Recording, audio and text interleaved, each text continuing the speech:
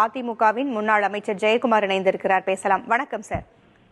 தெனாலியை விட பயப்பட்டியல் இபிஎஸ்ற்கு நீள்கிறது என்று திமுகவினுடைய கே.என். நேரு சொல்லியிருக்கிறார். உங்களுடைய கருத்து என்ன? இதுக்கு முழுமையா ஒரு பொருந்தக்கூடிய அந்த அறிக்கையில உள்ளதுபடி பொருந்தக்கூடிய ஒரு கட்சின்னு பார்த்தா இந்த திராவிட முன்னேற்ற கழகம் தான் ஒரு பொருத்தமான கட்சி.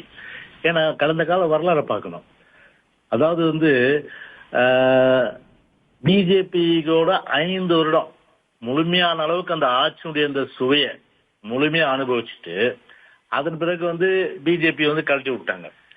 1999-98 இதே புரட்சி தலைவி அம்மாவை பொறுத்தவரையில கூட்டணி வச்சாங்க.